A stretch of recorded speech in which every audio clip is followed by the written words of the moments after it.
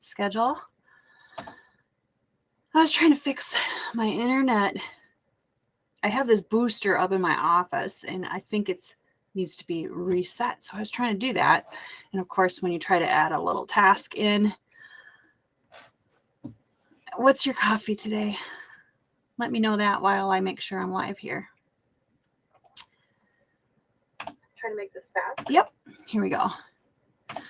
Okay, I didn't change the title. I noticed just now on my Facebook, Instagram, YouTube, Twitter. The title of this, I did change it on Instagram. Sorry. I did not change it on this live stream right here. But the title is, Are You an Imposter? And I actually found, a list of people. And, I got to tell you, I've never met a person ever that doesn't feel like an imposter in their own success story. I'm sure they're out there. I'm sure that, because I think the stat I read was like 70% of people all feel like imposters.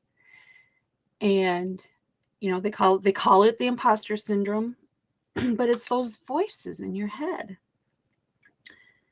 And, if you like the stuff I talk about on here, make sure you sign up for my newsletter and grab some freebies at my links.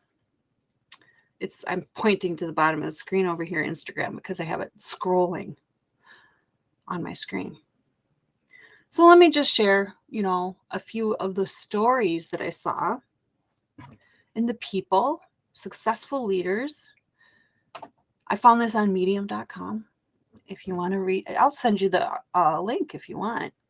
But so this first woman is a CEO, and what she did to get over it, like she would walk into a meeting, right? And with all these bigwigs, right? And she would think, do they like me? Am I smart enough to be here? So what she did, which is kind of easy to do if you think of it, right? Flip it and look around the room instead, pause, look around the room instead and say, do I like these people? Are these people that I respect and admire? So that's what she would do. So her steps for getting over these imposter syndrome feelings were, number one, name it, label it for what it is. That's an imposter. That's, I have experience. I am good at this, choose a mantra like I am good enough. I am enough. Gather data, like lists, make lists and facts. I did this in one of my emails to my list. And if you want to see it, I can dig it up. It's in my archive. But I literally, kind of ranted on myself for all my experience. I mean, I've done a lot and I know a lot. So I should actually print off that email and keep it with me so that when those voices pop up, I could look at it and say, dude, look at what you've done. I have a lot of experience. Okay. So those are a few things that she mentions. This guy, Stephen Lewis, he talks about overcoming his imposterism, and he calls it his inner bully. So instead of, he does the same thing. He creates an evidence sheet, which he takes a piece of paper or a digital notebook and lists all the evidence against him being a fraud. And stop dismissing, he says, or minimizing your accomplishments. Every little thing that you've accomplished is something to celebrate. So, and part of the imposter syndrome is also having your expectations, way higher. Like, I'll just use my perfectionist family as an example. If they don't get an A, a straight A, can't be an A minus, or, a perfect score, they're beating themselves up. It's like, hello, we're human beings. We are not perfect. We make mistakes. We write, a 1 when we should have written a 2 or whatever it is. If you accomplish 9 out of 10, oh my gosh, that's amazing. Don't minimize your accomplishments. And lastly, don't compare yourself to others. Here's another one who is a CEO of a design company. Same thing. She's a multi-million-dollar company with employees and partners across several countries. And she would feel like people are looking at her and thinking she's not a real leader or a real business person. It's all just beginner's luck. Those are the stories she would tell herself.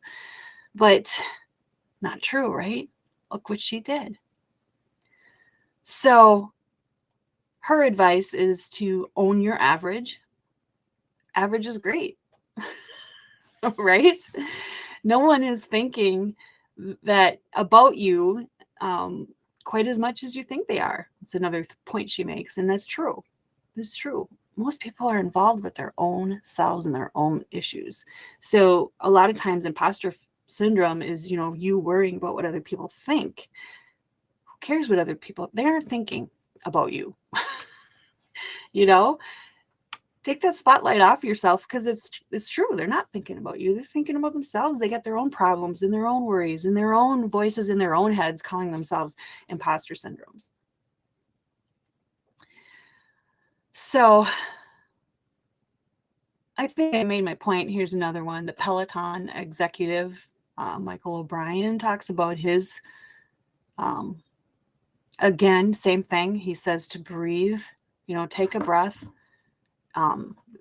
slow it down so that you can take a better look at your narrative inside your head.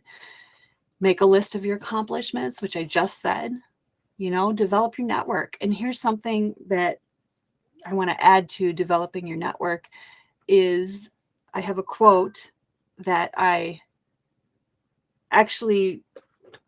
didn't share it yet, did I? It's not shared yet, but it's a Confucius quote. And it says, if you're the smartest person in the room, you're in the wrong room. Hang out with people that have accomplished more than you and are smarter than you, right? Look at your small wins and take them as wins, right? Have gratitude. Gratitude is a good one. I could keep going. If you really want to read this article and see, there's 1, 2, 3 more people, 4, if I keep scrolling, 5. And, they're all going to say similar things because it's a common thing to feel like an imposter, right? That's my message for today. My quick message, because I got to go start my car. It's like -33 out there. Anyway, actually, I just do it on my phone because I'm a techie geek, So, love you.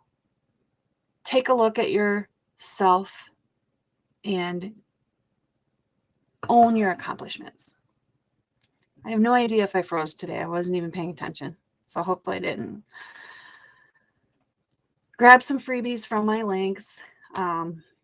Yesterday I did put my DMO up there that you can download if you don't know what to do every day to move forward in your business. There's an actual schedule in there. It says like at 6 a.m. you do this and that. Of course you adjust it to whatever works for you, and it's in the nooks and crannies of your day. Quick little bursts of activity just when you have a minute, right? That's how we got to do it when we have a lot of other lives, until we build that audience and build that income. All right. See you later.